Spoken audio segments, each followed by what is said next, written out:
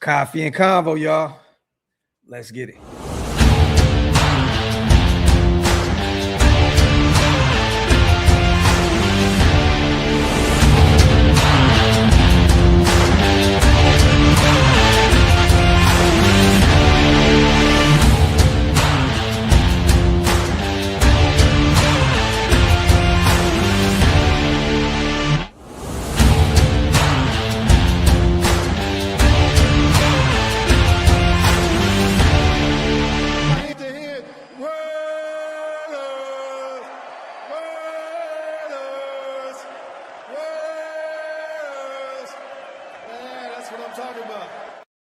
Yo, salute to everybody already here in the building, man. You guys know what time it is. We are back. Welcome to the latest installment of the Coffee and Convo show here with Graphk Raider. Salute to the greatest chat in YouTube history. As always, make sure you guys get those likes up, wipe them feet. Also, make sure you hit that subscribe button. We're getting closer and closer and closer to 30K. We cannot do that without you guys. I see Green Dot Gang is heavy in the building. Salute to OJ, all my people, man. I see a few mob fathers already rocking. Salute to you guys as always. I appreciate you. You could be anywhere in the world, but you are here with me. Let me know in the comment section, where are you watching? What city? What state? Where are you at, you guys? You at work? You at home? You in traffic? Are you at the girlfriend's house? Are you at the side chick's house? Are you at the side chick's house? Are you at the side chick's house? Let me know in the comment section where you are watching. We're trying to end the year on a solid note. This will probably be the last show of the year over here at OLV Raiders Network. We're trying to put together maybe one more Graphk and Wasting the Graphk show tomorrow. Stay tuned. We'll see if that works out. But if not, hey, man, it was a hell of a year. I know our Raiders are 2-14. It's nasty, disgusting work out here in these Raider streets. But, man, it was a positive, phenomenal year for me and my family. I hope it was for each and every single one of you guys as well. Salute to my guy, James Bowles. Salute to Top Beats in the building. Salute to my brother, Taino, as well, man. Always good to see my people. Almost 200 strong in the chat already. Salute to everybody also watching on Twitter as well. If you guys want to get involved in the conversation, jump on over to YouTube. Hit that subscribe button. It definitely doesn't cost you a thing. A lot to talk about today. We are officially, you guys, either number one or number two. Atlanta definitely helped our cause last night, beating the Rams. I was a little hesitant. I'm like, oh, my God, the Falcons doing Falcons things, allowing the Rams back into the ball game. I believe they were down at one point 21-0. And the Falcons still somehow, some way pulled it off. Strength of schedule was in our favor. So it's official. The Jets can no longer get the number one spot. We are secure with the number one or the number two spot. And we're going to go over these scenarios here in a second as well, you guys. There's a scenario actually out there that even if we do beat the Chiefs this last week of the season, that we can still secure the number one spot. We're going to go over that here in a second as well. Salute to Ryan Graphk. Yes, it is. And I love that you said that because my brother Demon King, man, came over the other day and gifted me this for Christmas, man. Salute to my brother Jason, a.k.a. Demon King. He knows I'm a diehard A's fan, and this was my favorite baseball team of all time. Those Bash Brother days, man. Loved to watch, Jose Canseco, Mark McGuire, Ricky Henderson, Dave Henderson, Dennis Eckersley, that was like Lansford. Those were my squads back in the day, man. Loved to watch those old Oakland athletic teams, man. So salute to Just Raiders, baby, as well in the building. Good to see my guy. We're almost 300 strong in the building. Let's get to rolling. I want to show you guys real quick for those who are not in the know right now and where we stand in terms of draft positioning. Going to bring this up on screen. Boom. Once again, you guys, salute to Doug Analytics over on Twitter. This is what we need in order to secure the number one spot, even with a win on Sunday, you guys. So if the Giants win, regardless, we're good to go. They're not going to beat the Dallas Cowboys. It looks as though Dak will start, and they're trying to end the season on a positive note. I believe their head coach put something out there that they want to end, they want to go 500, pretty much end the season on an 8-1 high note going into the offseason. So it looks like Dak will be out there playing against this lowly New York Giants team in New York, where they have not won a game this season.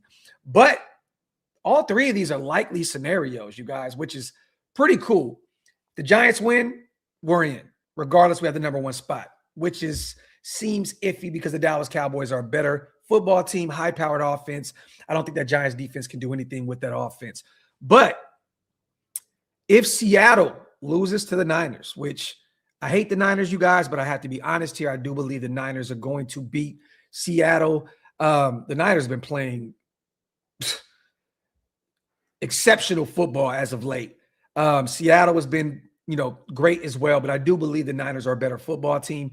So if the Niners beat Seattle, if Atlanta loses to New Orleans, which is very possible, Atlanta has done this thing this season, you guys, where they've been up and down, beat a good team, lose to a bad team, beat a good team, lose to a bad, they have been so up and down this season. It's very much so possible. And the Saints have been playing hard. They've won some games in recent weeks. It looks like they may have their guy with Tyler Shuck. So, hey, you never know. Atlanta may lose to the New Orleans Saints. And then Cleveland and Cincinnati. If Cleveland loses to Cincinnati, which I believe they will, I know Cleveland has one of the more better defenses in football. They're coming off of a big win against the Pittsburgh Steelers, their divisional rival. But I think Joe Burrow and company with that high-powered offense is going to go out there and beat Cleveland. So there's a potential scenario here, you guys, where we can enter, our late game against the Chiefs at home, already securing the number one spot. So some games to keep an eye on early on. Again, the Giants, if they beat the Dallas Cowboys, we're already have the number one spot locked down. And again, the late game, Seattle, San Francisco, also can dictate because of the strength of schedule. We would need the Niners to win. We would need Cincinnati to win the 1 p.m. game. And then we would need New Orleans to beat Atlanta the 1 p.m. game. So some interesting scenarios to keep an eye on here. But look, man, I think we have an 89% chance right now to secure the number one spot. But we already have solidified either one or two. There is no way the Jets can hop over us. So it looks like we will secure that number one or number two spot. So now it's just a waiting game, you guys, to see if Dante Moore will declare.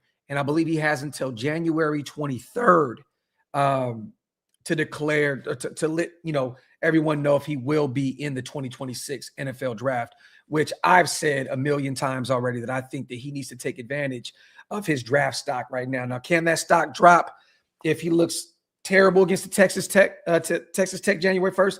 Definitely. But there are a lot of people out there that think Dante Moore is clear-cut the number one best quarterback prospect in this upcoming draft. And, I'm not going to, fight him. I like Dante Moore as well. I think that Fernando Mendoza is the more pro-ready guy right now.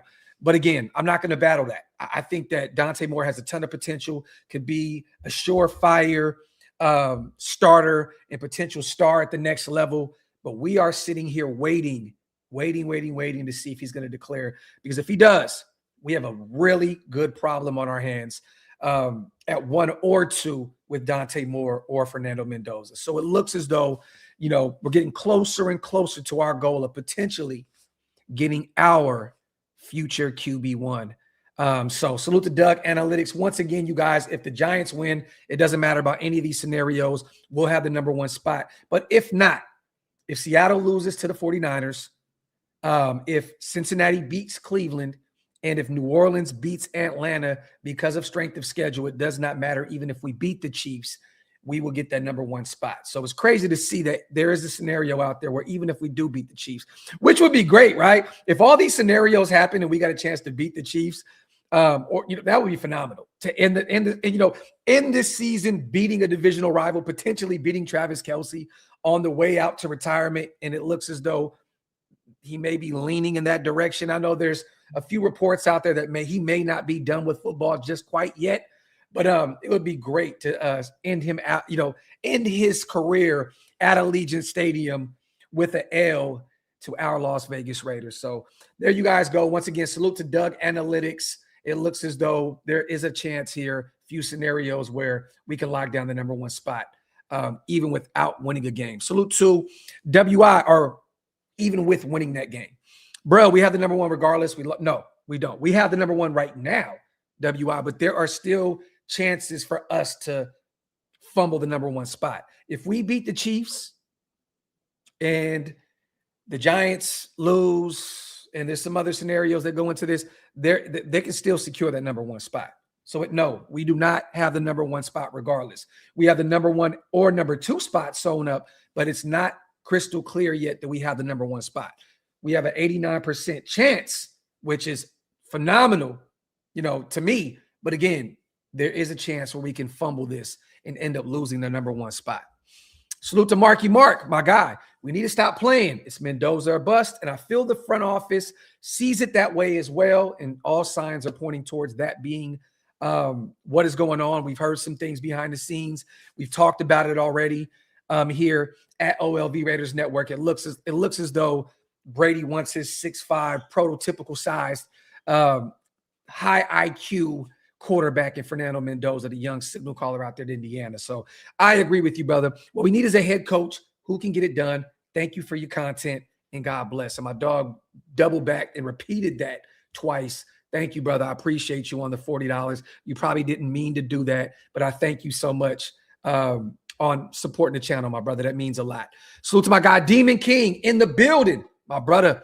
All right, hear me out, y'all. We trade back with the Jets, pick up extra picks this year, and next year, keep PC and Geno, laugh out loud. Next season, draft CJ Carr and Marcus Freeman as a head coach. We were talking about this yesterday through text message, and this is why he's laughing here. It would be hilarious to do so. Freeman just read up with Notre Dame. So all you Giants fans that were saying Marcus Freeman is going to be your head coach, he is not going to be your head coach. So, I'm a Notre Dame fan. I love to see it. We screwed the Giants twice this week, Demon King. You love to see it as Raider fans and Notre Dame fans. But, hey, man, if they're high on Dante and Tom Brady and Spy Tech do not want him to be our guy, it would be absolutely hilarious to just trade back one spot, pick up some future draft capital, pick up a bunch of picks in next year's class, and then run it back. That would be hilarious. All I'm going to say is this. I agree with you in a sense if they're not high on Dante Moore, but there's no way in hell we can run it back with Pete Carroll and Geno. I just do not want to see that at all. I put it out there on Twitter and Instagram yesterday, and people were laughing their asses off at it. It's like trusting Pete Carroll with Fernando Mendoza is like dropping off your infant child at Britney Spears' crib. Like, it's just not, it's not safe. It's not okay. Bad things can happen. So, yeah. But salute to my guy, Demon King. And as Notre Dame fans, it would be fun to watch Marcus Freeman be our head coach and CJ Carr, a guy that Tom Brady is very, very high on, that called him pretty much the second coming of Joe Burrow at the collegiate level. So salute to my brother, Demon King, man. Appreciate you, my brother. But yes, those are your scenarios. Again, you guys, Atlanta winning last night secured either the number one or number two spot for us. We cannot go any lower than 2, which is a very, very good situation for us going into the draft. So salute to Atlanta, man, for handling business last night against the LA Rams at home. The Rams are another interesting team. They have all the talent in the world, and they just find ways to lose to the Falcons of the world, the Panthers of the world. It's going to be interesting to see if McVay and Chris Shula and LaFleur can get it done in the playoffs, man. I know Matthew Stafford, is a Super Bowl caliber guy. You know what I mean? I know that he has one under his belt. They beat the Cincinnati Bengals, in the Super Bowl a few years ago. But it's weird watching that football team because they have, to me, one of the most strongest coaching staffs and strongest rosters in football, and they just find ways to fumble these games against bad teams. So it's going to be interesting to watch because I had the Rams as my favorite to win the whole thing this year. I really thought that it was going to be them and potentially Buffalo.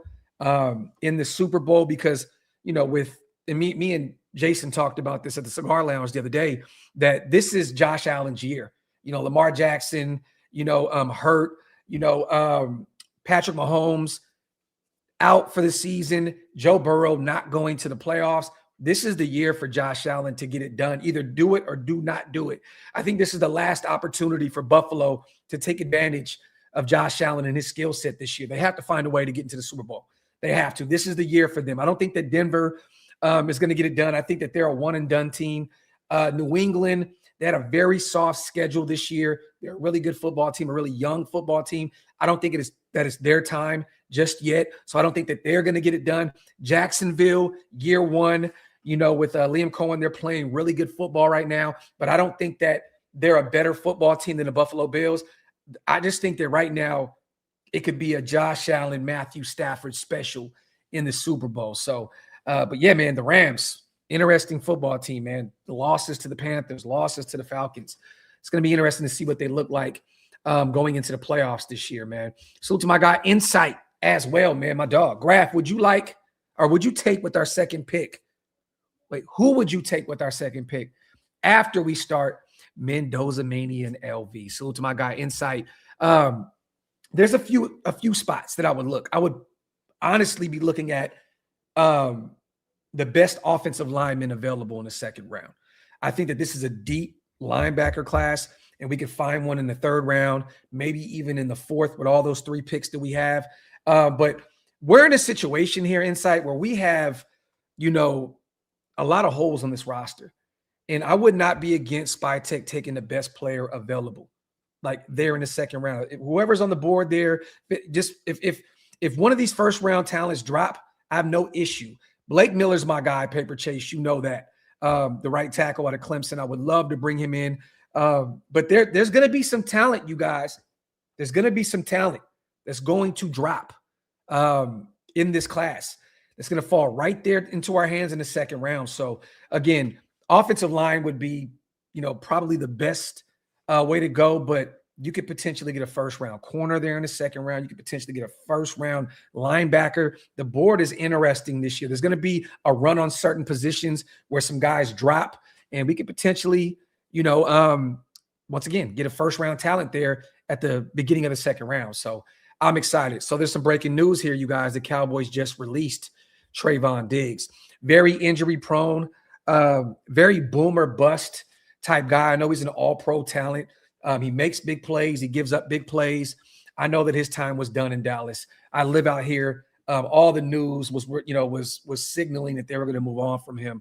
But again, that's not a shocker to me that they moved off from him. They got Siobhan Revel, who's having a tough year coming off that nasty injury, but he can be a guy for them. They got Bland, and they're probably going to go get Mansour, the corner out of LSU. I have them going to get him in the first round to shore up that secondary. So it's not a shocker to me that they moved off from him. And honestly, I know he has a big name, you guys, but to me, that is not a good move to make. I know that we can use as much talent as we can right now, but I don't think that Diggs would be a good pickup for us at all. It's a big day for the Diggs family, man. I mean, shit. Stephon, strangulation allegations, nasty work. He's been going through some shit. Dude got like 20 baby moms. The strangulation shit. Tough day for the Diggs family, man. Tough day for the Diggs family, man. And alleged, you guys. I don't want to say that he did anything. I don't know what happened, but man, it seems as though bad shit is kind of following that family around right now. But Trayvon Diggs is very talented. He'll find another job elsewhere. I just don't think that it's smart for our Raiders to pick him up. I don't think it makes any sense personally. I think we can go get another corner or two in this draft, potentially find a veteran guy in free agency and just kind of build this thing up the right way. Diggs is very young, but again, very, very injury prone. And he's a boomer bust guy that makes big plays and gives up big plays. To me, and you guys may disagree with me here, he's like a bigger Amik Robertson, if that makes any sense. That's to me who he is. He makes plays, he gives up big plays. That's who he is to me, just a bigger version of Amik Robertson. So you guys may think that's a nasty comparison, but that's just how I feel. Salute to my guy, or salute to Dine in the building. How sure are we that Pete will be gone next year? Look, I'm like 100% positive because, again, if you're going to bring in a rookie quarterback, why would you trust Pete Carroll to be the guy to unlock him? That's just nasty work. And I like that one too, Josh, a Jack Jones kind of clone. Definitely big play ability, giving up big plays weekly on a weekly basis. So yes, I definitely see that. But I'm almost positive. And I don't know if you guys seen the report as well that came out from Ian Rappaport. He was talking yesterday, and this is what he had to say in terms of, the Raiders potentially bringing back Pete Carroll. He said that this could be a franchise-altering moment for the Las Vegas Raiders. So whatever they needed to get, the number one pick, it certainly seemed like they tried. And now, barring any sort of sudden change or something like that, it looks like the Raiders will be making the number one overall pick. This can change an organization. It took a lot to get here. We'll see if Pete Carroll is there for it, but I doubt it. We'll see it, but I doubt it. But the number one overall pick awaits the Las Vegas Raiders. So there you have it. Coming from Ian Rappaport, he knows a lot of things behind the scenes. I know a lot of these guys kind of spew a lot of agents stuff into the world, doing their work for them, so to speak. But I'm back in Ian Rappaport here. I really, truly believe that he is cooked. I don't see in any world that he comes back at all. So, again, highly doubtful that Pete will be the guy to try and see this thing through with a rookie quarterback out there next year. I don't think it makes any sense at all. I don't know what's going on with the chat right now. So the Joe, Pete is done. Tony Pauline reported it too. Well, this is the thing, right? Tony Pauline has been very hit or miss with certain things. He definitely had the Christian Wilkins situation first. I have to give him his credit on that. He was definitely 110% right about everything that was surrounding Christian Wilkins, that injury and all that other stuff that was following him. But again, I mean, the writing is on the wall here, right, Joe? Like, it's just, I don't think that you don't have to be too smart to see that bringing back Pete Carroll would be a bad situation. Again, this guy coached this team to potentially 2-15. And he went out and did things that should have put him in a situation to potentially win ball games. You move a third-round pick to bring in your guy in Geno Smith, and you extend him, 3-year deal. You bring in Stone Forsythe when Colton Miller goes down, your guy. You go get Tyler Lockett after we drafted Jack Besh in the second round. That's your guy. You go bring in Jamal Adams, convert him to linebacker. We've said this a million times. That's your guy. I just don't see in any world that we would bring this guy back. I don't see it personally. So to my guy, Daniel, what exactly has Pete done to show he can coach? Facts, man. He's done nothing wrong. Playing guys out of position, kind of going over Patrick Graham and kind of just pretty much taking his job from him and going out there and running his system. He's done everything the wrong way this year. There was nothing positive in terms of what was on the football field this year with this current Las Vegas Raiders product at all. And it's all because of Pete Carroll. Look, Spytech said, okay, I'm going to give you what you want. I'm going to give you your quarterback. I'm going to give you this. I'm going to give you that. I'm going to give you your next Marshawn Lynch, at number 6 with Ashton Jeanty. Because now there's reports coming out now, you guys, that Spytech didn't even want Ashton Jeanty, which I'm not going to act like that is true. I don't know the real, intel on that situation. But Pete Carroll likes to run the football, right? So I'm not shocked that if it was true that was Pete Carroll's guy from jump. So again, Spytech gave him everything he needed this year to compete, and he couldn't get it done. So at the end of the day, man, Pete has to go. He has to go. Salute to Just Raiders, baby. Yep, 100%. Pete brought in his guys, and they are guys that most likely won't start around the league. Facts. And you know what's crazy, Just Raiders, baby? Did you get a chance to see, brother, at the end of the game, Charles Grant get a chance to go out there and play a few reps at left tackle? And again, I'm not going to jump the gun here, but Charles Grant looks very, very good. Wasn't a lot of pass pro reps, but he looked good in the ground game. He looked good. There was a few reps out there where I'm like, man, Charles Grant looks really, really good. Who would have thought a guy that Spy Tech went and got in the 3rd round out of William and Mary, a small school, he would have looked that good with limited reps. He looked good out there. He looked good. So hopefully, again, you start Stone Forsythe over Charles Grant, a 3rd round pick. We all knew he'd be a developmental talent, but at the end of the day, you're starting Stone Forsythe over a guy that if he shows some promise against that defensive line with the Giants, I can only imagine what he would have done all season long, afforded the opportunities to do so. It's just nasty work. He looked really, really good out there. I watched a ton of reps. A lot of the film guy, the film guys, salute to my brother Sanjit, put some stuff up there as well from Charles Grant, and he looked exceptional. This guy can be a future tackle for us, whether it's taking Colton's job down the line or being our right tackle of the future. Charles Grant has all the intangibles to be that guy. He has the entire skill set to be that guy. He looked really, really good. And I know a lot of people beat Spy Tech up about this draft class. Telling you now, if Grant goes out there next year and balls, Caleb Rogers has looked good. He's had his ups and downs as well, right? Jack Besh going out there and finally getting some reps. He's looked good. This can be a good class. And we're not even mentioning Ashton Genty. So, again, man, the Pete special, man, playing Stone Forsythe over a 3rd round, young, promising tackle in Charles Grant. Make that shit make sense. Salute to my guy, MGO, for the swag. I pray we trade with the Jets, take whatever QB they do not, getting their extra 1st round picks. We can somehow get our quarterback and Caleb Downs, Caden McDonald. So he's going back to back with Buckeyes right there, huh? Caleb Downs is going to be a star safety in the defensive tackle. McDonald, okay. Salute to my guy, man. Appreciate you on the $5 special, my brother. Yeah, Trav, I agree. Again, people were killing Spy Tech. Spy Tech let Pete go out there and do whatever he wanted to do this year. You're the head coach. I'm going to give you some weapons, through free agency. I'll make a trade for you to go get your guy, but I'm going to go get my draft class. And some of these guys are very, very promising. So I'm excited to see, man, what this O-line looks like in the near future. And I agree with you, Daniel. I think we need to move our guy, DJ Glaze, to the guard spot. Definitely. It'd be good to see him potentially at right guard next year with Grant at right tackle if we don't draft another tackle. A healthy Colton Miller, a healthy JPJ on the left side. Go get us a center, whether it's Tyler Linderbaum, or go draft the best center, in this class.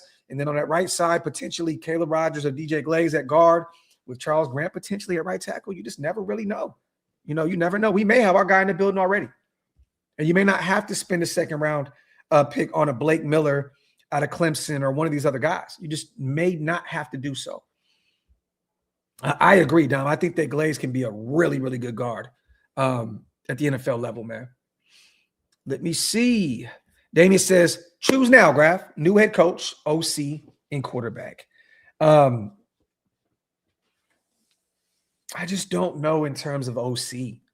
I really don't know, Damien, because if I'm a betting man, you're right, give me Fernando Mendoza at the quarterback position. Give me Chris Shula as the head coach, and then let Shula go and locate that OC. I just don't know who's all going to be available just yet in terms of offensive coordinator. So I got to kind of pump the brakes there, because you're not going to get LaFleur, the OC from the Rams, to come over and take the same job. I just don't know who's going to be available there.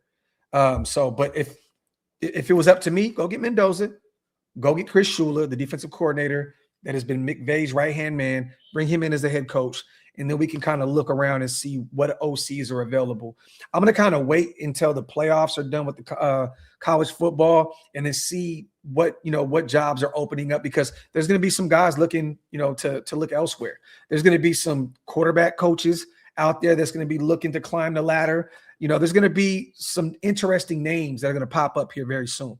So I don't know in terms of the OC just yet, but I would say if I could have my way, Chris Shula, the defensive coordinator, as the head coach, and Fernando Mendoza. But I would not be mad at all, again, bringing in Dante Moore, the young signal caller out there to work it. I think he's going to be phenomenal. So wipe them feet, y'all. Hit them thumbs up. If you guys are not subscribed yet, what are y'all waiting on? Make sure you hit that subscribe button. As always, I appreciate you guys so much. 1,000 people in the building. Appreciate you for rocking. Besides Miller, Rodgers, and JPJ, we need to definitely upgrade that O-line. Well, this is the thing. Raider Jimmy, again, we talked about it. Glaze can be a better guard than a tackle. Again, we don't know what we have in Caleb Rodgers just yet. This O-line was so bad this year that we just wanted to see him go out there and be able to get some opportunities, because you're watching the Alex Kappas of the world, the Jordan Merediths of the world, and these guys get reps over him. You know what I mean? But Glaze can still be, a very good guard at the NFL level. And also Charles Grant. I'm telling you now, man, look, dude, they took him in the third round for a reason. And every rep that I've seen from Charles Grant up to this point, he looks like he can be that guy. So, so to Just Raiders, baby, Linderbaum's value is around 17.5. And if Ravens we can pay him 25 to 28 for 3 to 4. I would do that all day. I would overpay Tyler Linderbaum to make him the highest paid center in football immediately. That is my number one favorite free agent in this class over anything else, you guys. Over the George, you guys know I love George Pickens. Over him, over Braden Smith, the right tackle with the Colts, even over Devin Lloyd, Nakobe Dean, which I think he could be a great pickup if he can stay healthy for the Raiders at the linebacker position. He could be that dude that can sign, seal, deliver that second level of our defense for us. But if you can find a way to get Linderbaum, man, that is going to be Rodney Hudson 2.0 for this team. And my apologies, Silver and Facts. I know I started the show early. Again, I got my sons here. They're still here. Christmas break. So I got some plans today. So I had to start it early. Salute to my guy, Brian DeBall at OC. I would love that. Now, Javi, that, you know what? We've talked about that a ton, right? I don't know. Let me say this. He's not going to get a head coaching job. He's not going to get one elsewhere. He's going to have to go back to being an OC. I would love to have Brian DeBall come in and help Fernando Mendoza. The guy had a chance to do it with Jackson Dart with the Giants, had a chance to develop Josh Allen in Buffalo. Amen. Bring Brian DeBall in. I would love it. Have him be the OC, Chris Shula be the DC and head coach. Well, he wouldn't be our DC and our head coach, but it'd be his defense, right? I would love it. I think Brian DeBall could be great for a young rookie quarterback. You've seen it before. He helped develop Jackson Dart this year, and he's definitely helped develop Josh Allen out there in Buffalo. Salute to Al. SpyTech is legit. He now has the dream scenario offseason for a GM. Keep to the code. No trade down. It's our turn. Talk that talk, my brother. Talk that talk. Again, if you have a chance to go get your quarterback, it makes no sense to trade back. Makes no sense.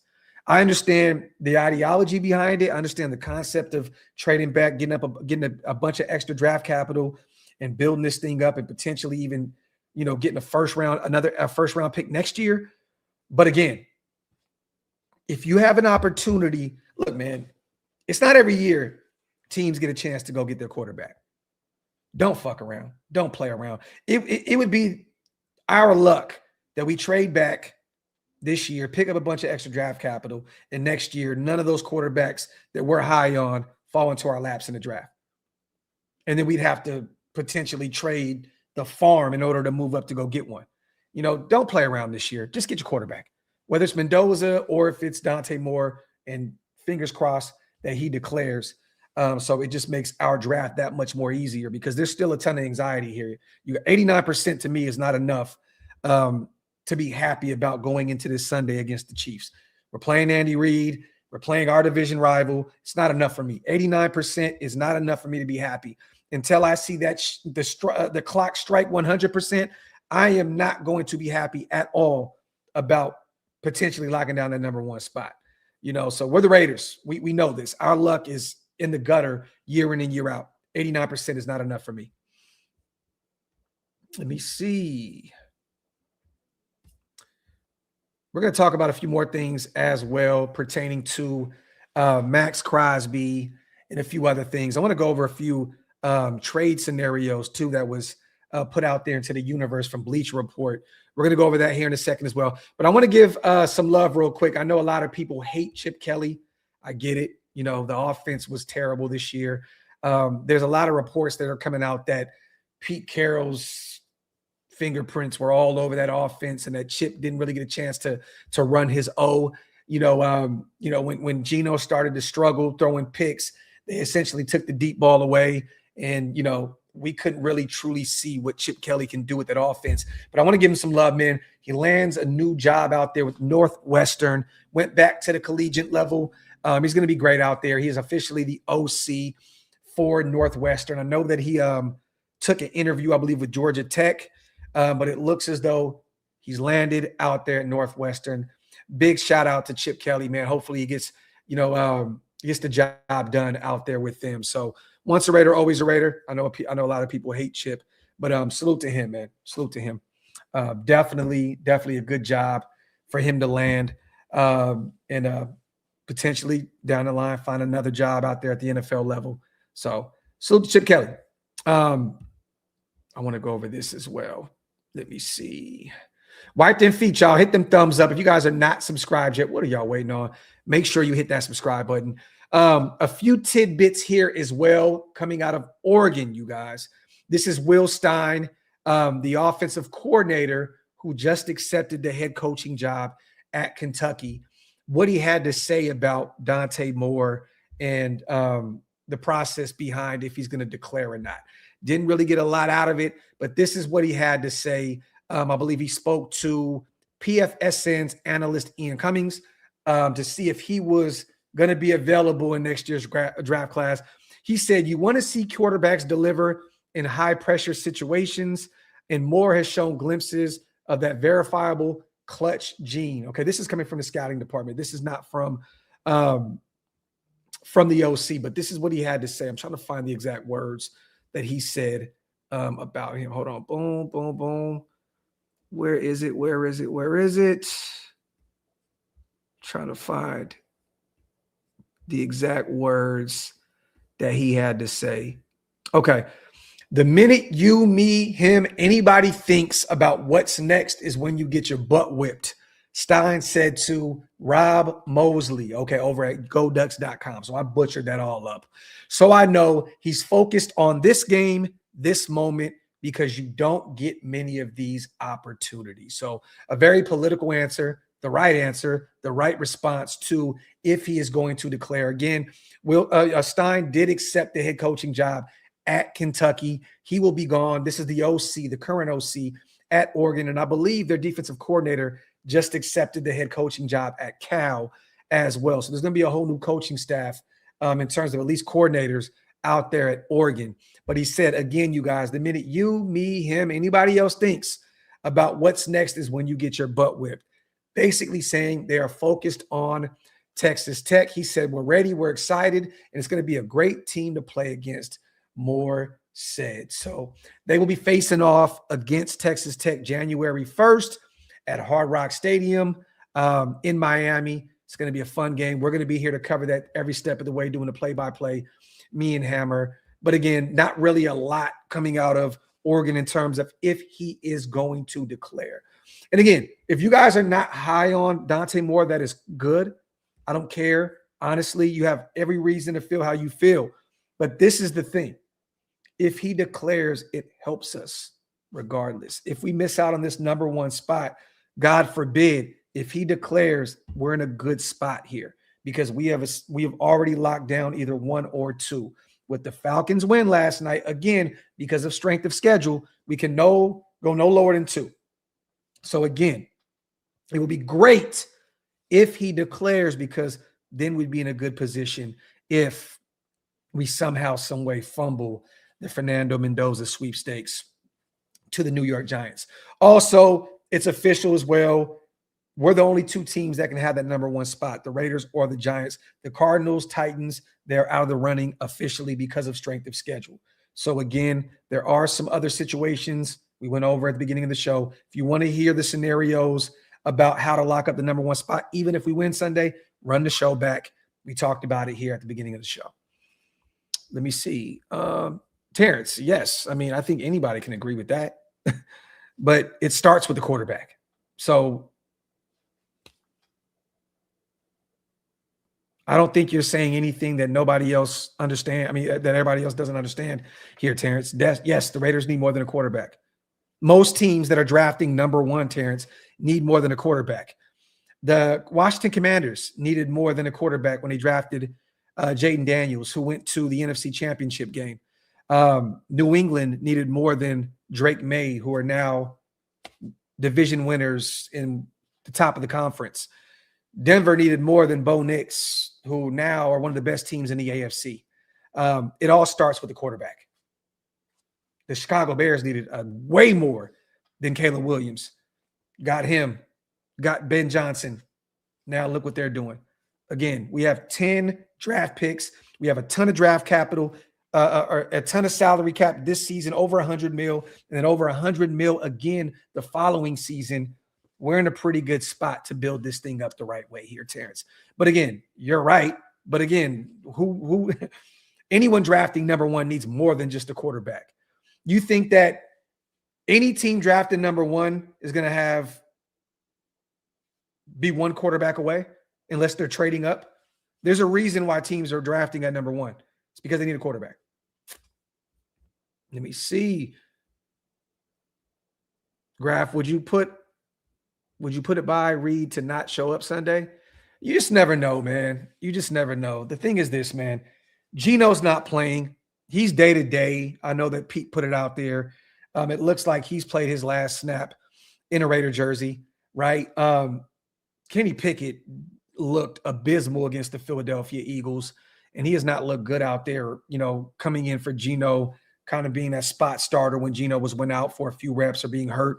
I'm not really too much worried about what we look like this Sunday. We're a very bad football team. Just win, baby. I don't really care what team Kansas City puts out there. I think they're going to be better than us regardless. So the only way that we find a way to beat this football team is if Kansas City just says we're not going to play the run at all, and Ashton Genty just goes out there and absolutely destroys them in the ground game.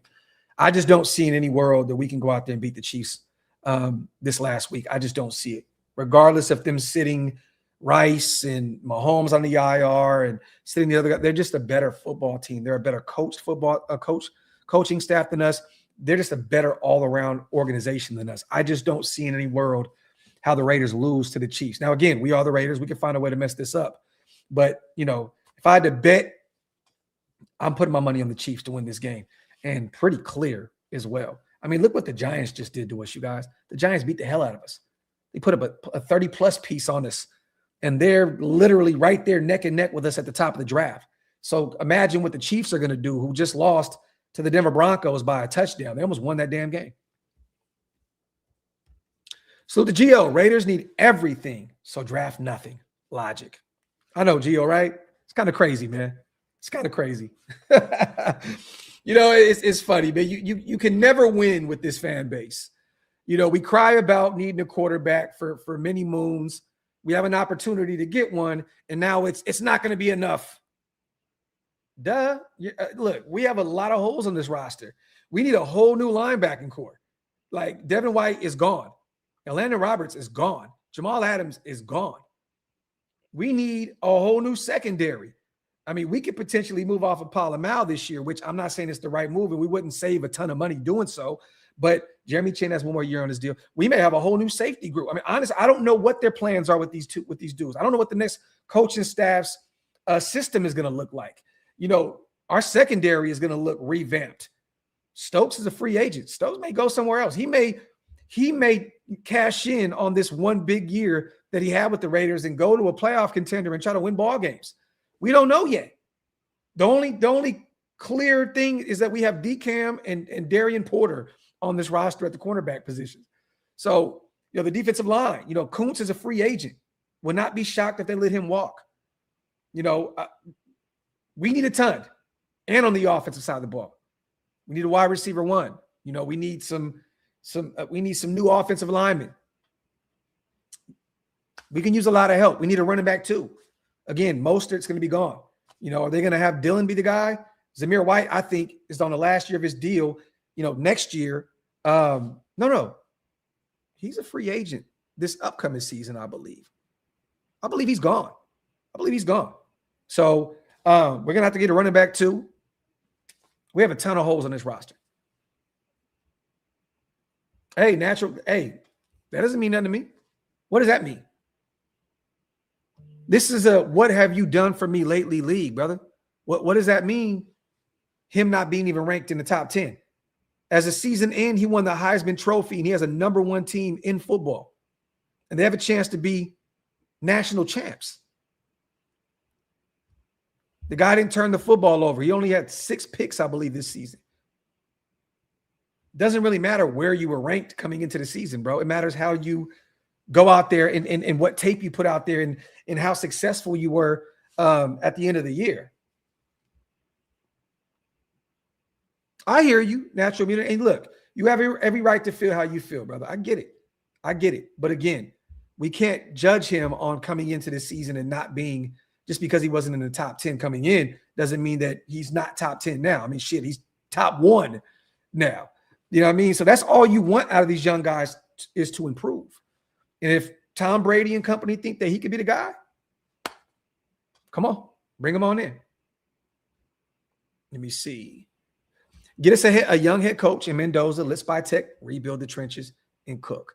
And once again, I think that he's already done a good job of going out and drafting Caleb Rogers and drafting Charles Grant. These guys are going to be better in year 2, provided reps and provided opportunities. You know, I know a lot of people beat up Spy Tech because he brought Kappa in. At the end of the day, man, he brought Kappa in to be at the minimum, at best, you guys, a rotational guy. I don't think that Spy Tech ever in a million years thought that Pete was going to throw him out there as a starter at any point in the season. You know, there's nothing wrong with bringing in Alice Kappa to be a veteran presence, you know, but just be a guy that if he has to see the field, he has to see the field, but not a starter. I don't think that, you know, again, he knows what Kappa did at Tampa Bay. It didn't cost a lot of money to bring him in. And mind you, Kappa sucks. He stinks. But again, I'm not going to judge him based off of bringing in one veteran on an inexpensive deal. It wasn't a lot of money. It was like 2 years, like what was it, $11 million? It cost you nothing. Cost you nothing. You can move off that contract this offseason and wash your hands of it. So again, Spy Tech has said it before, and we've said this a million times, you guys. He said, I'm from Michigan. This all starts up front, those big bodies up front. So, you know, I expect him to attack free agency because, again, we have a ton of young guys on that offensive line. I expect him to go attack free agency, that O-line. Braden Smith, Tyler Linderbaum, you know, some of those names. I don't expect him to go into this draft and just go get 3 or 4 offensive linemen. I don't, because we have a ton of young guys already. You want to bring in a few veteran guys that are already developed. Linderbaum is the perfect guy to bring in because he's still young. He's on that second deal. He's already developed. He's already seasoned. That is the kind of guy you would love to bring in with a bunch of young guys, you know, that are still developing around Colton Miller, JPJ in year 3, who's going to be better as long as he stays healthy. You know what I mean? But, you know, I think that he attacks that O-line in free agency. I don't think that he's going to go into the draft class thinking I need to go get 2 or 3 more bodies after drafting Charles Grant and Caleb Rogers last year. I just don't see it. I wouldn't be shocked if he got a center, though. If they plan on keeping JPJ at guard, I would not be shocked if we got a center in the draft, because it's crystal clear Jordan Meredith's not the guy. And, you know, it's crystal clear that Will Putnam's not the guy. And, you know, I don't know if the next regime is going to look at JPJ as a center or a guard. So we'll see. We'll see. A lot of teams have their guy. We need ours. Mendoza. Then we build from there. Raiders for life. Salute to my guy, man. Yes, sir. Full metal. That would be the icing on the cake. To be honest, I wouldn't be upset if that was just the big fish that we got and everything else was just, you know, depth pieces and rotational. I wouldn't even give a shit. That needs to be the main focus. If Baltimore somehow, some way finds a way to fumble Tyler Linderbaum, we need to be right there to pick up the pieces and make him the highest paid center in football, because him and JPJ together with Colton Miller on the left side could be phenomenal. Just imagine that strong side to the left. Imagine that strong side that Ashton Jeanty can just Colton, JPJ, Tyler Linderbaum. That would be fun to watch Ashton Genty consistently running that left side, his strong side. Let me see. Oh, yeah. No, for sure, Kenny. For sure. We definitely need another edge. But remember this, too. We got Brennan Jackson on the IR. We brought him in, so I think that he's still young. So he has a chance to come in and develop a little bit with us. And maybe he could be a guy that can come in and give us real live reps, real live bullets on the edge. Tonka Hemingway has shown some signs. I really like Tonka Hemingway, the rookie out of South Carolina. I think that's another one that that SpyTech really hit on. I think in year 2, provided more opportunity again, he can be a stud, whether they have him inside or out. I think that Tonka Hemingway can be that also. And don't be shocked if they bring back Malcolm Kuntz on a 1-year, $7 million deal or something. I wouldn't be shocked. With all the money that we have, and now Malcolm kind of showing these last few weeks that he's getting healthier coming off that knee injury, I wouldn't be shocked if they brought him back. So, but I'm going to bring this up real quick, man. Salute to Keanu as well. My bad if you addressed this already. I don't think anything of Trayvon Diggs, brother. I don't want to bring Trayvon Diggs in. I think he's a boomer bust guy. Again, he's dealt with a ton of injuries. Durability is a problem. He gives up big plays. He does make big plays. But I just think that he's going to probably end up going somewhere getting overpaid. And if Dallas moved off of him, okay, and they have a terrible, terrible secondary, they've struggled to cover this year. If they moved off of him, that there's a reason for that. And I know that contract is nasty also, and that definitely played a role into why they moved off of him. But again, they're going with Siobhan Revel, Bland, and they're probably going to go get a rookie in the first round of this class. I would not be shocked if they went and got Mansour, the kid out of LSU. But I don't want anything to do with Trayvon Diggs. If they brought him in, I'm going to root for him, definitely. But I'm not a guy that's going to sit here and say I want my Raiders to go out and get him just because he's a big name guy and he's still pretty young. I don't think that that's the right move at all. All right, man, got to talk about it, you guys. I know that we're over the whole Maxx thing. I know that we don't want to talk too much about what's going on with him and potentially trading him and so on and so forth, right? But I want to talk about this. This was an article from Christopher Knox over at Bleacher Report. Salute to him. 5 trades for Maxx Crosby that can rescue Maxx Crosby from the Raiders, okay? Again, you guys, we know that it's been back-to-back years where he's ended the season on the IR, the nasty knee injury. We sat him these last 2 weeks. He's officially on the IR. He's going to have minor knee surgery in the offseason. There's been rumors about him being upset about being benched. Well, not benched, but, putting on the shelf with the IR. He wanted to go out there and play with his teammates these last 2 weeks. Jay Glazer put it out there that he was upset and left the building. Well, again, you guys, he was back in the building yesterday. But we have to talk about it because this is an opportunity here, again, for our Raiders to potentially move off a big contract. A guy in Maxx that wants to compete, and we don't know where we're going to be in terms of competitive next year with the rookie quarterback and, a bunch of new pieces out there, probably a new coaching staff. We just don't know where we are going to be in the grand scheme of things in terms of success. I think we're going to start building it the right way, and we're going to start going into that right direction. But again, Maxx may say, hey, man, I'm ready to go win. 29 years, I'm going to be 29 years old. Get me somewhere where I can win. And this was some interesting trade packages that I wanted to go over with you guys. The Baltimore Ravens. Baltimore gets Maxx Crosby. And again, they have struggled this year to get after the quarterback. They have the 25th ranked defense out there in Baltimore. They have a ton of big names, Roquan Smith, Kyle Hamilton, but they have not been able to get it done. Maxx Crosby to Baltimore. Raiders get 2026 first-round draft pick, 2027 first-round draft pick, and wide receiver Rashawn Bateman. This is a guy that I was really high on coming out of Minnesota at the collegiate level. He's still young, you guys. Again, he's only 26 years old. Hasn't had a great year by any means. He only has 224 yards receiving, 2 touchdowns. Hasn't had massive success up to this point at the wide receiver position. The most he's had in terms of receiving yards, 756 last year. He had 9 touchdowns. But again, a really young wide receiver that you could potentially bring in and add to that wide receiver room with Besh and Dante Thornton, Tucker, and company. That is one. Now, again, you're not really looking at Rashawn Bateman, right? You're looking at the 2 first-round picks.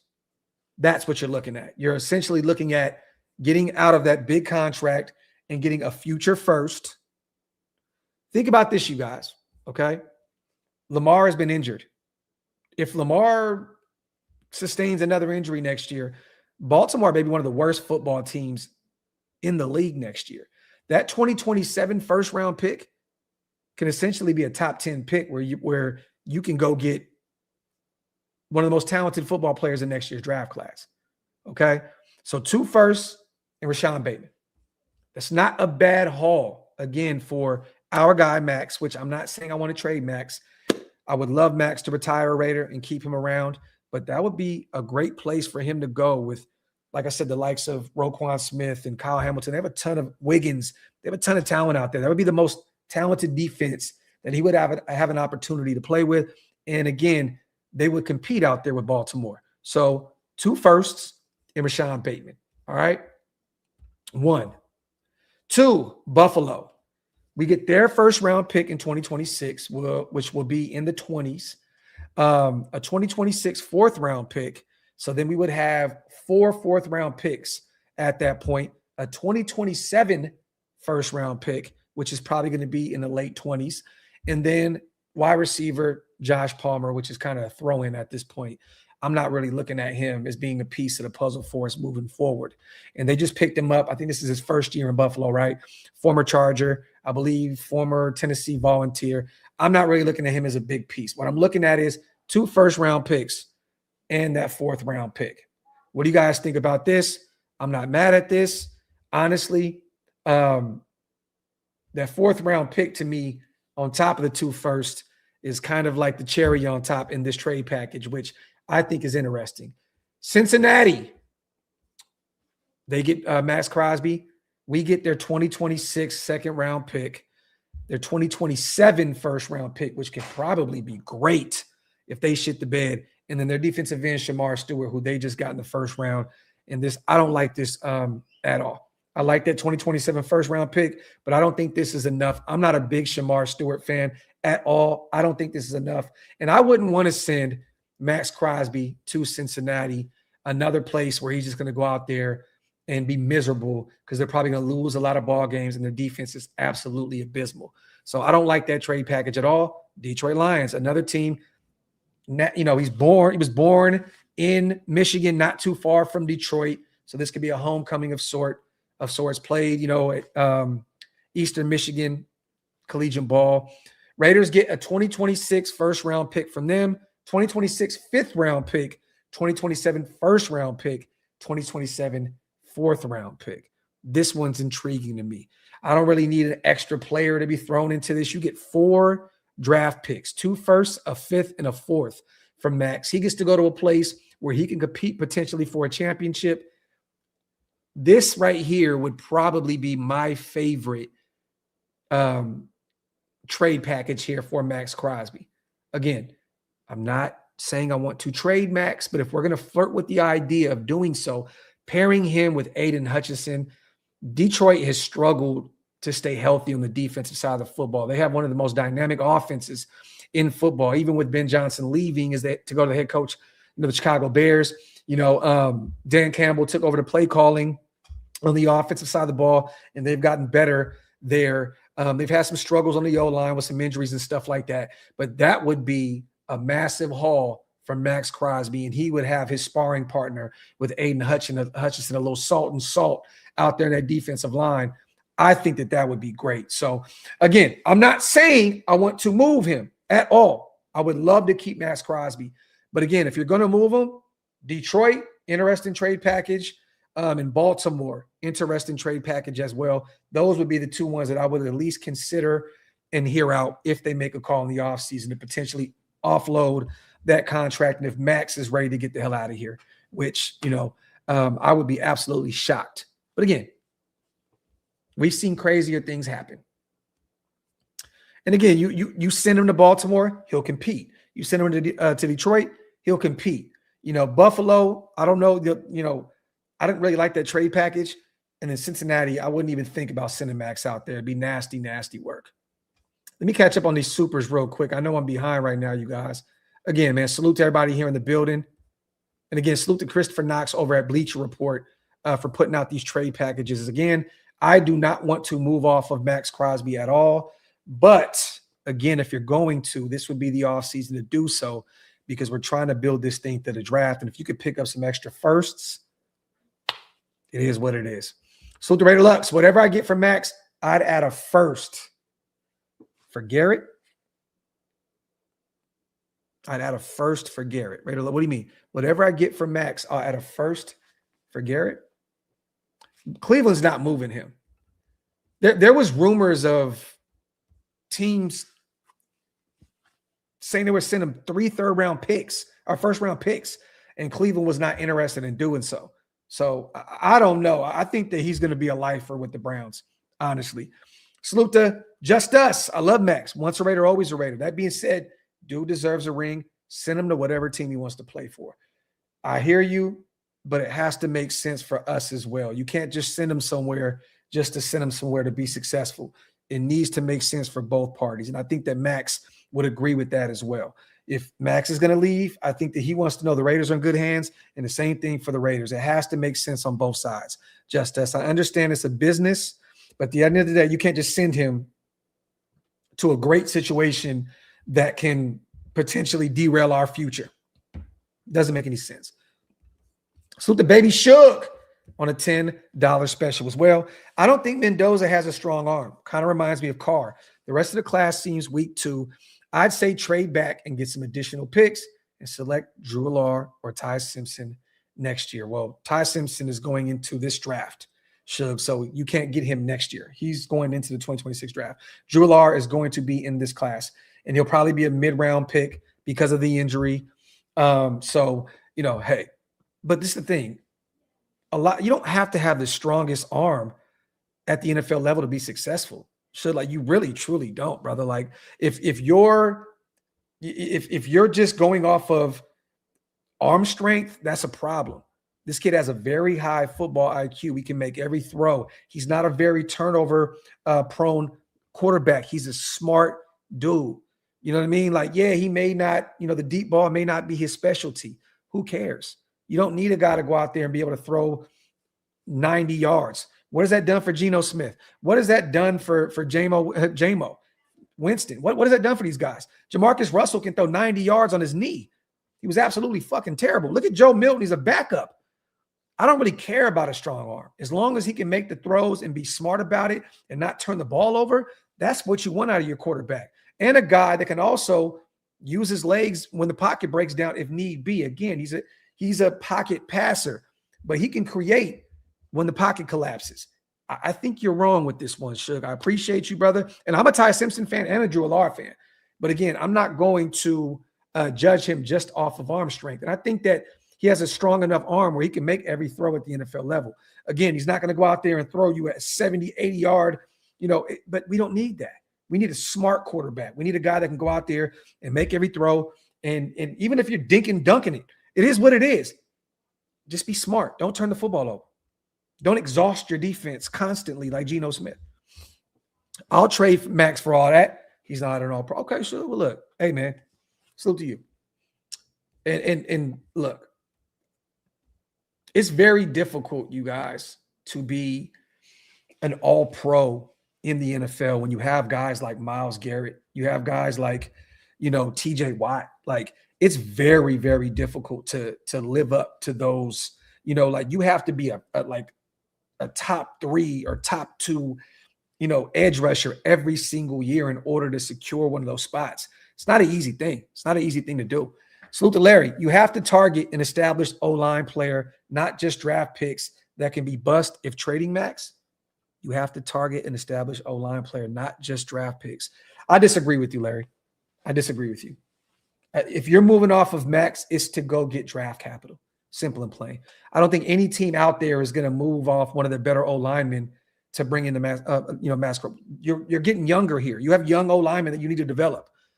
It's all about the draft picks, brother. If you're going to move Maxx, if you're going to move, major if, emphasis on if, you need draft picks. Let me see. Salute to Chris. Graphk, I was watching Tape Don't Lie's channel, and I believe Matt works for Bleacher Report, but TDL don't think we get multiple ones for Matt. I see a lot of people out there, Chris, saying that you won't get multiple firsts for Maxx Crosby, and I think that's absolutely crazy, Chris. Once again, salute to them. Great channel. They do great work over there breaking down tape and stuff. I'm not here to go back and forth with them. But again, Micah Parsons got multiple firsts and an all-pro or Pro Bowl defensive tackle in return. This is a guy, Maxx Crosby, who plays through injuries. He's on the field 99.9% of the time. Again, he would be out there this Sunday and last Sunday if we allowed him to. So I don't know in any world how you can't get multiple firsts for Maxx Crosby, a guy that will go out there, be a vocal leader in the locker room, on the field, and be a guy that can still play at a high level for you for the next 5+ seasons. I don't know how you couldn't get. How can you get? And I know Mike is younger. I get it. But again, Maxx plays the run at a high level. He gets after the quarterback at a high level, tackles for loss. This guy does it all. Like, I don't know. And Mike, is a big knock on him was not playing a run. If you can get multiple firsts for him, there's no way that you can't get multiple firsts for Maxx Crosby. I just don't see it. And guess what? If you can't get multiple firsts for Maxx, then don't trade him. I mean, I'm not going to trade him anyways. You know what I mean? But again, if you can't get multiple firsts, don't even hesitate to not move him. Yeah, I mean, Dagger, bro, Indianapolis gave 2 firsts for Sauce Gardner. Sauce Gardner, the first player to ever go 1-7 with both teams in one season. 1-7 with the Jets, 1-7 with the Colts as his time there. 2 first-round picks for that. It's nasty work. Nasty work. I believe it was 1-7, right? 1-7, 1-8, somewhere around that range. First player in the history of NFL to go from one team with the Jets, 1-7, to go to the Colts, who are already damn near solidified to go to the playoffs, and they got worse. Now, once again, Daniel Jones injured. That definitely derailed them. They've dealt with some things. Buckner. I get it. But again, this is what it is. Don't go Maxx. I'm still healing for the Maxx trade. I hear you, Mike. Facts, my brother. Facts. I think that he needs to be a lifer. But again, we need to talk about this because, again, Maxx may get to a point where he wants to win.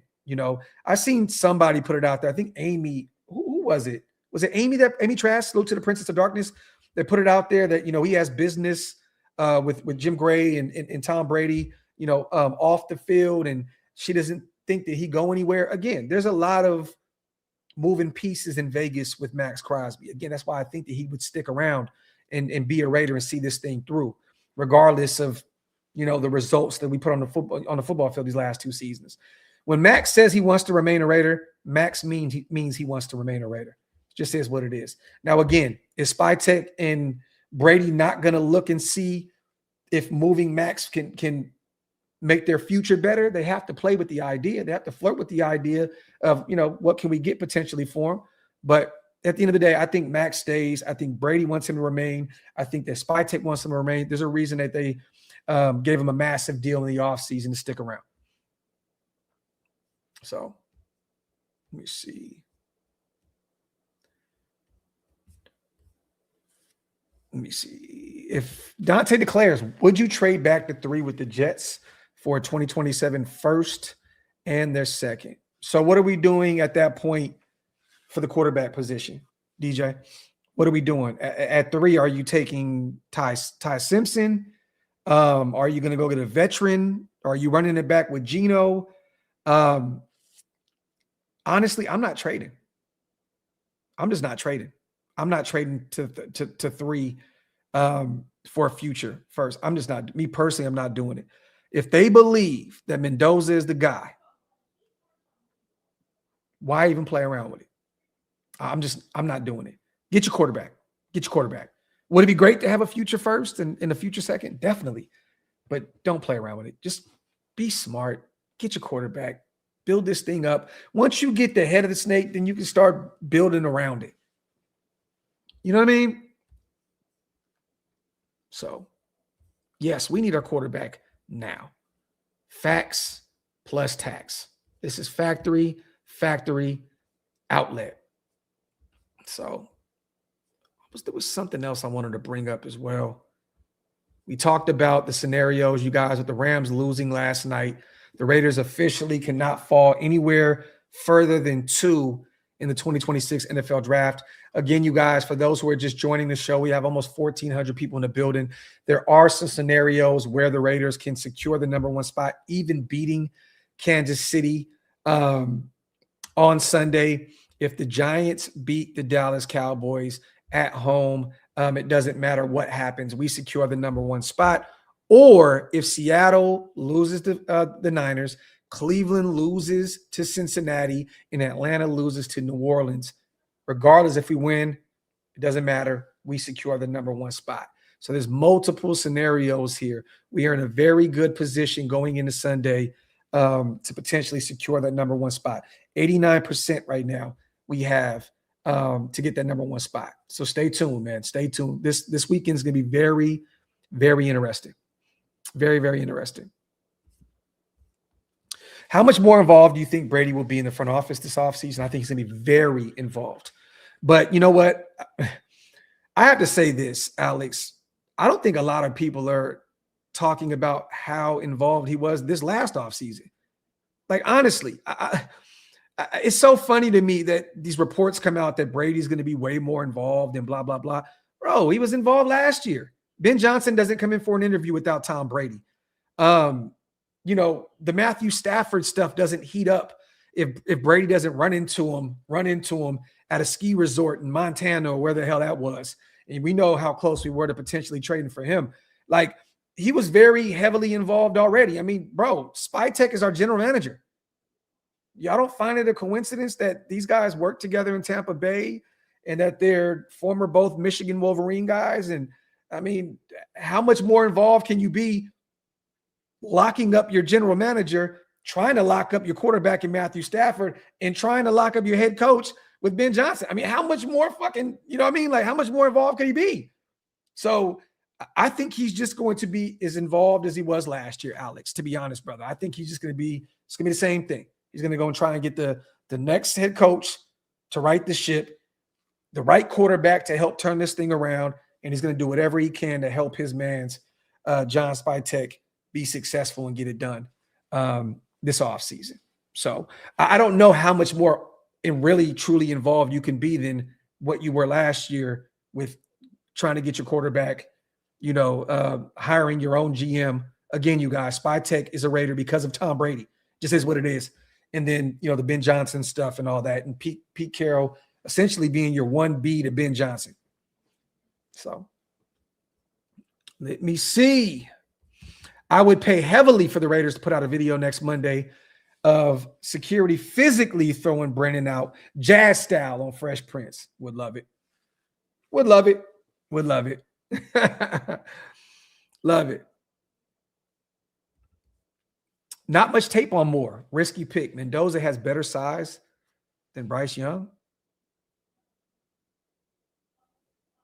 Lydia, one is under 6 foot. The other one is 6'5", fam. What do you mean by that? I think damn near every quarterback has more size than Bryce Young. Pause, if necessary. But there is tape on Moore. I mean, he started all year long with Oregon. I know he only had a few starts with UCLA, but I mean, this is the thing with and this is no knock to you, Lydia. I'm not really tripping too much about that. People were saying the same thing about Ty Simpson, right? I'm just not too much worried about it. If you get the right people in the building to develop these guys, that's all that truly matters. I don't really care how many snaps or how many games you started. Because at the end of the day, these guys were highly recruited to these big time colleges, UCLA, Oregon, Dante Moore, right? I know he transferred from UCLA. I mean, Mendoza, big school in Cal, went to Indiana. I mean, great high school players. I don't know how much more we really need to see of these guys to see what they can do. It's all about bringing in the right people to make sure that they develop. That's truly what it is. That's honestly, you just have to have the right people in the building to get the best out of these guys. So how many games did Tom Brady start at Michigan, you guys? You remember? You remember? Do you remember? Somebody want to chime in the chat? 6th-round guy. How many starts did he have at Michigan?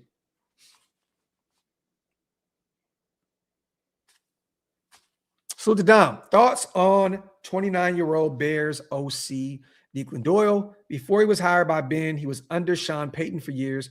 Remember, Vay was 30 when hired by the Rams.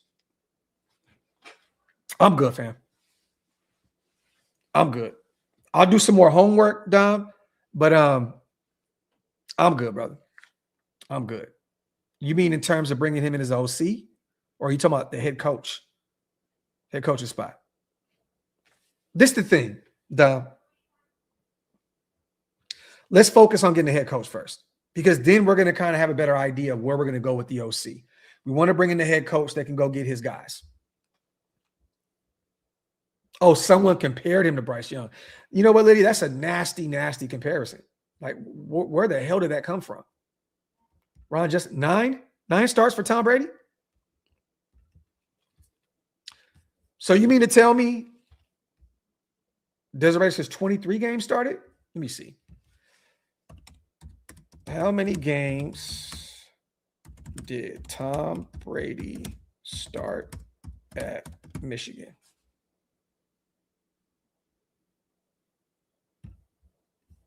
$23 games during his 2 full seasons at Michigan's quarterback in 98, 99. Okay, 23 games. 98, 10-3 record, shared some snaps with Drew Henson. I remember this. Started most of the games in 99, battling with Henson, but became the full-time starter late in the season, leading Michigan to an Orange Bowl win. So 23 starts. 23 starts. All right. How many starts did Dante Moore have in college?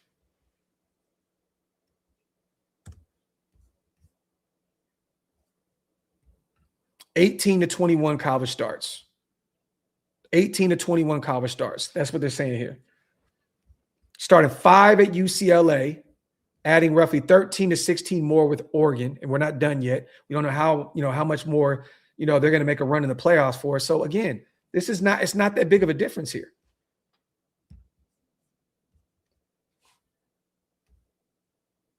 So again, you guys, once again, I'm not looking at how many starts you had at the collegiate level. I'm just not. I'm not. Watch the tape. See these guys, understand, watching Dante Moore, you just see that he has all the intangibles. He can be that guy. He just needs somebody to fine-tune that. Nose ring, no booger. Nose ring, no booger. Fine-tune that at the next level. I think he's going to be okay. I think he'll be a really, really good quarterback at the next level. So to my guy, Johnny Wade. Indiana has some significant defensive line injuries that are going to impact the Rose Bowl, which may impact Mendoza's draft spot. I don't think so, Wade. I think that he's already secured that. I think that he's going to be the number 1 pick. There's no way that Mendoza leaves anywhere out of the 1 or 2 spot, bare minimum. And honestly, if we're not drafting at 1, the Giants are trading out. I don't see in any world that Fernando Mendoza isn't the number 1 pick in this year's draft. I don't. I just don't see it. Regardless of how he performs at the Rose Bowl against Alabama, I don't think that there's any way possible that he falls because of whatever happens there against Alabama. I don't see it. I don't see it. Salute to my brother, though, Johnny Wade in the building, man, my dog. Yeah, and Rick, coming out of Detroit, right? Coming out of Detroit, he was a 5-star guy. Yes, state titles and all. That's what I'm saying. That's what I'm saying. So I think we got to kind of pump the brakes a little bit on that. Coach says, you got a bat in the cave, Graphk? What you mean, bro? What you mean? Salute to everybody here in the building. As always, make sure you guys wipe them feet, hit them thumbs up. If you guys are not subscribed yet, what are you waiting on? Make sure you hit that subscribe button if you guys are not subscribed yet. How many starts did Joe Burrow have? That's a good question. That's a good question as well. How many starts did he have between Ohio State and LSU? Let me see. How many starts did Joe Burrow have in college? 28 starts in total. In total. 0 starts with Ohio State, redshirted in 2015. He was a backup out there. 13 starts in 2018, 15 in LSU in 2019. So 28 starts. 28 starts. So again, it's like, are we going to judge a player off of having 8 less starts than another? I mean, come on, man. It's 8 less games. Like, what are we doing here? So, all right, we read that. Boom. I wanted to read this real quick as well, you guys. I wanted to go over our quarterback situation before we get out of here for Sunday. Pete Carroll at the presser said that Geno is day-to-day. We talked about that earlier with an ankle sprain. Apparently, it's not a high ankle sprain. It's just an ankle sprain. It will be hard for him to play, he said, week 18 against the Kansas City Chiefs. He did say earlier, a few weeks ago, I believe, that he wanted to see, it could have been a week ago, actually, that he wanted to see Aiden O'Connell get some reps before the season was up. So there could be some competition this week in practice between Aiden O'Connell and Kenny Pickett. Salute to my guy, Levi Edwards over there on Twitter, putting that out there, tweeting it out. What do you guys think about the quarterback position? I'm going to be real. I would be very, very afraid to see AOC out there. Honestly, I don't want to see him out there. I think that we'll lose regardless of who's at the quarterback position, but I think you want to play it safe here and just put Kenny Pickett out there. You know, I would like to see Cam Miller potentially be elevated and have him as that emergency third quarterback, but I do not want to see Aiden O'Connell. I don't. Look, Aiden is going to try to find a way to remain a Raider. He has one more year left on his deal next year. He's won some games with us. He had to deal with the fact that he lost his job to Gardner Minshew last year, starting gig. You know what I mean? Like, I don't want to see him out there. Again, do I think that he would struggle behind this O-line? Yes. But I do not want to see Aiden O'Connell go out there and face this Chiefs team that is sitting a bunch of talent that could potentially ruin our number 1 draft pick. It has to be Cam Miller or it has to be Kenny Pickett. Kenny Pickett season or Cam Miller season. I do not. Look, put Geno out there with that fucked up ankle. That'll secure the bag. That'll secure the bag, man. Wrap that shit up, inject it, and go out there and play on one leg. That'll really get us our quarterback. But I don't want to see Aiden O'Connell. I don't. I do not want to see Aiden O'Connell out there at all. Potentially go out there and derail our 2026 draft. No, sirree, Bob. Keep Aiden O'Connell's ass on the bench. And I'm not acting as though Aiden O'Connell is a GOAT, you know what I mean? And he's going to go out there and light Kansas City up. But again, he's faced Kansas City before. He's beaten Kansas City before in Kansas City. I mean, I think he only had like 65 yards passing, and it was definitely a defensive performance that ended up, winning that game for us on Christmas Day. But I don't want to see it. I don't want to see the Chief Killer go out there and kill the Chiefs Sunday to potentially keep us away from Fernando Mendoza.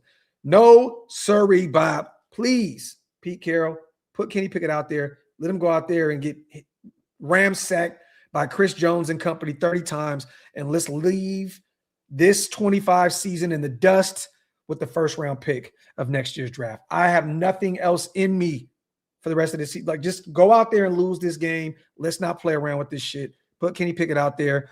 Kenny Pickett would probably prefer to go out there anyways. He's a free agent. Maybe he wants to put something else out there on tape for potential, other organizations that may bring him in as the backup. Kenny Pickett season. Kenny Pickett season. Let him go out there and face the Kansas City Chiefs, and I think we'll be okay. I'm hoping for another 31-0 Chiefs over. I don't even want it to be close. And the way the Giants dog walked us, honestly, bro, I think the Chiefs can go out there and beat the shit. What did we lose? 34-10? 34-10 to the Giants? Jackson Dart, 2 rushing touchdowns. Did they have like over 150 yards on the ground? Nasty work. Nasty work. So, salute to everybody here in the building. As always, I would hate to leave with 1,400 people here in the building, but I'm going to get out of here. We're about to hit that hour and a half mark. Salute to everybody here again. If you do not see me before tomorrow, Happy New Year's. We're trying to do one more show, you guys, Graphk and Wasted and Graphk show. So if we can pull one off tomorrow, we'll definitely do one more before the year is up. But if not, I just hope and pray you guys all have a wonderful, wonderful New Year's. We will be here this weekend to cover Raiders, Chiefs, and then Saturday we will be here to cover Texas Tech, Oregon, and also Alabama, Indiana. So stay tuned for that. Just Raiders, baby. I appreciate you, brother. That means a lot to me. So to my brother David Zahn in the building. It's always good to see my guys. Well, oh, Manny, did I miss your super? My apologies, brother. Let me read it real quick. I did not see that, my brother. Salute to you. I'll be at the Rose Bowl. I'll get a good look at Doza. DM me, brother. Let me know what you think. And we'll also be live for the game. So if you can, jump in the comment section and give us some firsthand information out there live in living color, man. So let me know, my brother. Salute to you. And then salute to my guy, Big Kev. He says, content. Salute to my dog, man. But other than that, man, thank you guys so much for the great year over here at OLV Raiders Network. Without you guys, again, this does not work. You are the heartbeat. You are the pulse. You are the brains of the operation over here at OLV Raiders Network. Without you guys, we are not as impactful as we are. So again, thank you to every single one of you guys for making this channel what it is. Love and appreciate every single one of you guys. Happy New Year's. I'm out of here.